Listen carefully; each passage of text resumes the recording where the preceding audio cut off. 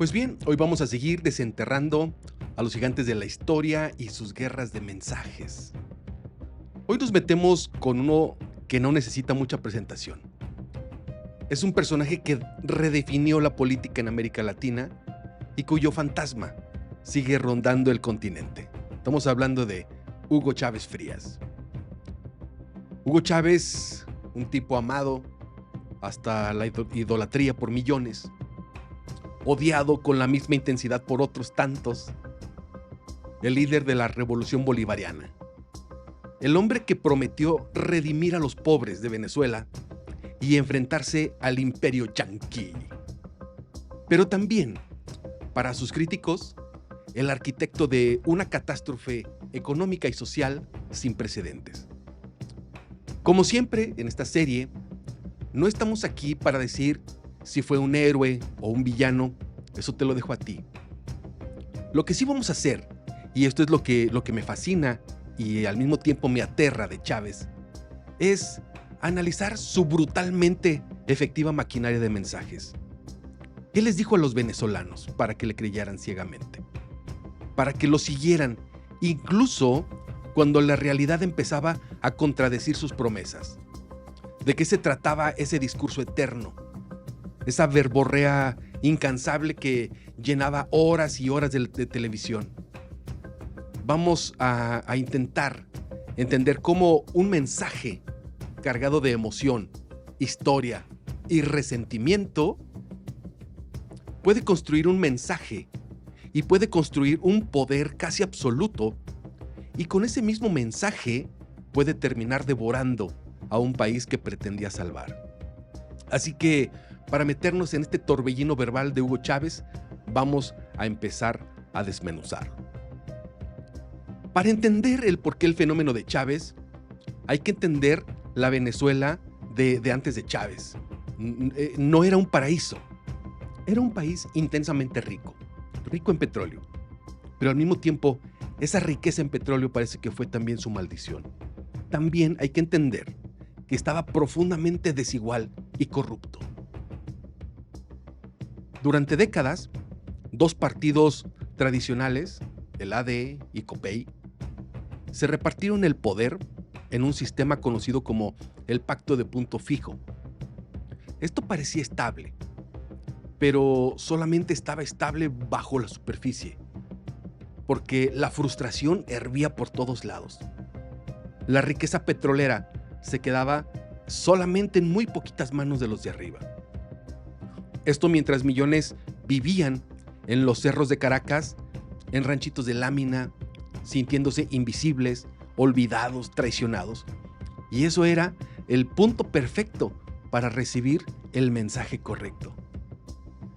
El punto de quiebre fue el Caracazo de 1989.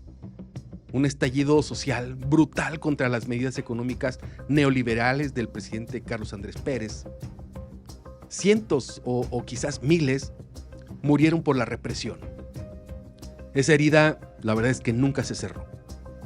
Dejó un mensaje claro en el aire.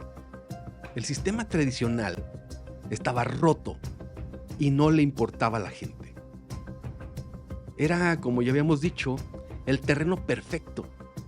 Un país rico, pero muy desigual, con una clase política desprestigiada y una población herida, hambrienta, de un cambio radical. Faltaba la voz que canalizara esa rabia. Y aquí entra Hugo Chávez, porque esa voz surgió de donde menos esperaba, de un teniente coronel del ejército, desconocido para la mayoría. Después de un intento fallido de un golpe de Estado, en febrero de 1992, el golpe fracasó militarmente, pero comunicacionalmente fue un éxito rotundo, gracias a una sola frase. Cuando Chávez se rindió, le permitieron dirigirse al país por televisión y en lugar de mostrarse derrotado, esto fue lo que dijo. Compañeros, lamentablemente, por ahora, los objetivos que nos planteamos no fueron logrados en la ciudad capital. Es decir, nosotros acá en Caracas no logramos controlar el poder. Ustedes lo hicieron muy bien por allá, pero ya es tiempo de evitar más derramamiento de sangre. Les agradezco su lealtad, les agradezco su valentía, su desprendimiento, y yo ante el país y ante ustedes asumo la responsabilidad de este movimiento militar bolivariano. Muchas gracias. Por ahora, analicemos este mensaje. Es una genialidad en la guerra de mensajes. 1. Primero asume la responsabilidad. En un país harto de políticos evasivos, alguien que dice, yo fui, primero genera un impacto mediático, asumir la responsabilidad. Número 2, no se rinde. La frase clave, por ahora, transforma un fracaso militar en una pausa estratégica. No dice, perdimos, dice, volveremos. Es una promesa implícita, es un mensaje de esperanza para los descontentos. Y número 3, se identifica con Bolívar.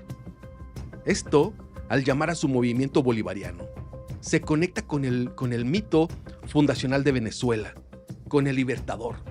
Se posiciona no como un golpista cualquiera, sino como un heredero de una gesta histórica. Y eso fue lo que hizo la diferencia. Esta breve aparición televisiva convirtió a Chávez de la noche a la mañana en un símbolo. El mensaje resonó tanto porque popularmente se decía, hay alguien que se atreve a desafiar al sistema podrido. Y aunque hoy falló, él dice que va a volver. ¿Qué podemos decir ante eso?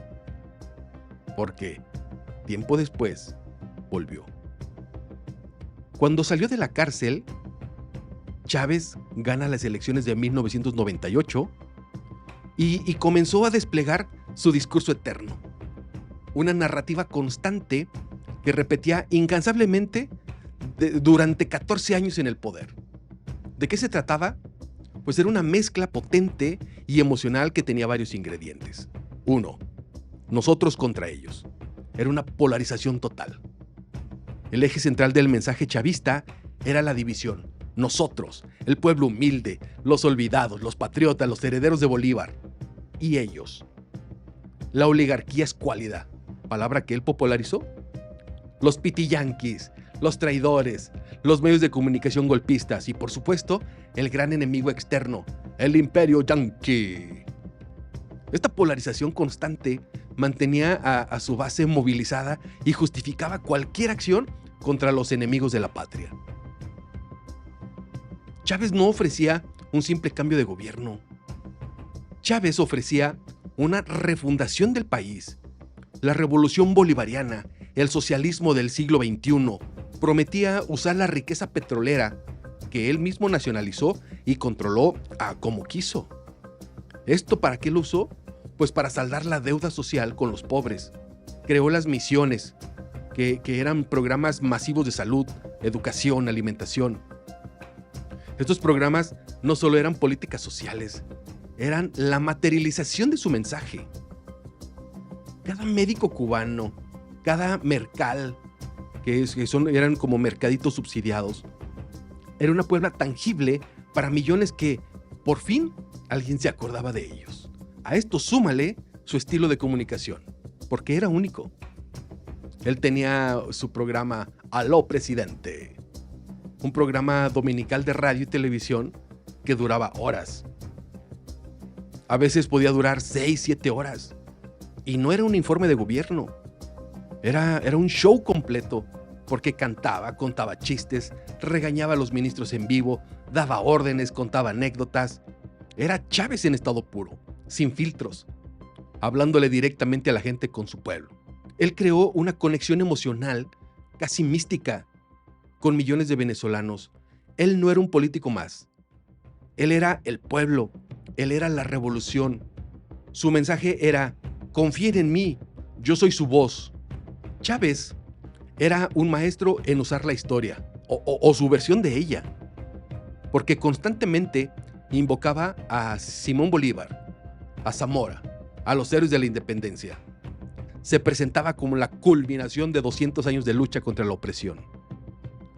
Este mensaje histórico le daba una legitimidad y una profundidad a su proyecto que iba más allá de la política coyuntural.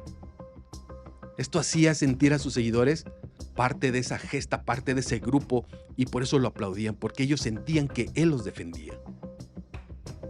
Y aquí llegamos a la pregunta clave, la que seguro tú también te haces. ¿Cómo es posible que a pesar de esa crisis económica, a pesar de la escasez, a pesar de la inseguridad, a pesar de las denuncias de autoritarismo y corrupción, millones de venezolanos siguieran, y todavía muchos siguen, idolatrando a Chávez? Y aquí es donde mi experiencia personal y la de mi padre entran en juego. A mí me tocó estar en Venezuela cuando Chávez aún vivía. Hablé con amigos, gente preparada que vivieron de primera mano el deterioro. Escuché testimonios desgarradores de la polarización, de la falta de oportunidades. Pero por otro lado también palpé esa fe inquebrantable hacia el comandante. No por parte de mis amigos, pero vi muchos ejemplos claros en la calle. Mi padre hace poco en Colombia se encontró con unos amigos venezolanos que tuvieron que huir de su país. Ellos lo perdieron todo. Y aún así, yo volteo a ver el panorama venezolano y veo a muchas personas que siguen amando la revolución bolivariana. ¿Cómo es posible esto? ¿Cómo se explica esto? No hay una respuesta simple, pero desde una guerra de mensajes podemos entender algunas claves. 1. La conexión emocional. Porque para millones de venezolanos, históricamente excluidos, Chávez fue el primero que les vio, fue el primero que les hizo sentir importantes. Esa conexión emocional es poderosísima y a menudo impermeable a los datos económicos. 2. El poder de la narrativa simple. La historia de pueblo bueno contra oligarquía mala es muy fácil de entender y muy satisfactoria emocionalmente. Culpar al imperio o a la guerra económica de los problemas es más fácil que aceptar los fallos estructurales de los modelos. 3. Las misiones como ancla. Porque aunque la economía general se deterioraba a vista de todos, los beneficios directos de las misiones, salud, comida subsidiada, la gasolina, crearon una dependencia y reforzaron la idea de que Chávez era el único que se preocupaba por ellos. 4. Una cámara de eco mediático, porque Chávez construyó un aparato mediático estatal muy potente que repetía su mensaje sin parar. Mientras los medios críticos eran hostigados, cerrados, él creó una burbuja informativa donde su narrativa era la única verdad disponible para muchos. La lealtad a Chávez no es racional, es profundamente emocional, casi religiosa. Es la fe del líder que les dio voz por primera vez. Y aquí llegamos al punto más polémico, porque ¿podemos decir que el discurso de Chávez fue el culpable de la catástrofe venezolana? Sería simplista decir que solo fue un discurso. Hubo decisiones económicas desastrosas, caída de los precios del petróleo, corrupción y muchas cosas más de lo que se puede hablar. Pero desde una guerra de mensajes, sí podemos afirmar que su narrativa contribuyó enormemente a crear las condiciones para el desastre. La polarización extrema, ellos contra nosotros, hizo posible cualquier diálogo o consenso nacional. La política se volvió una guerra a muerte. El ataque constante al sector privado y a la expropiación de empresas, justificados con el mensaje antioligárquico, destruyeron el aparato productivo del país. El mensaje que dependía totalmente del Estado, a través de las misiones y el control del petróleo, desincentivó la iniciativa privada y creó una estructura insostenible. La narrativa antiimperialista, aunque con bases reales en la historia, se usó a menudo para justificar errores internos y evitar la autocrítica. Siempre había un culpable externo, no él, no ellos, no su grupo cercano. La culpa la repartía para los demás. El discurso de Chávez no fue solo palabras. Fue un marco mental que justificó políticas, movilizó pasiones y dividió una sociedad de forma irreparable. Su mensaje no prometió redención, pero en muchos sentidos pavimentó el camino hacia la ruina. La figura de Hugo Chávez es una lección monumental y a menudo dolorosa sobre el poder de la comunicación en la política moderna. Chávez fue un maestro en conectar emocionalmente con una audiencia olvidada, en construir una narrativa simple y poderosa, y en usar los medios a su alcance para repetir y reforzar su mensaje. Nos guste o no, entendió la guerra de mensajes a un nivel casi instintivo. Supo leer el alma herida de un pueblo y ofrecerle un relato donde ellos eran los héroes y él su guía. Pero su historia es también una advertencia terrible, porque nos muestra que un mensaje, por más popular y emocionalmente resonante que sea, si se basa en la división, en la demonización del otro y en la desconexión creciente de la realidad económica, puede llevar a un país entero al abismo. La pregunta que nos deja Chávez y que sigue persiguiendo a Venezuela y a toda América Latina es: ¿cuánto estamos dispuestos a sacrificar en nombre de un mensaje que nos hace sentir bien, aunque este nos esté llevando al precipicio? ¿A poco no?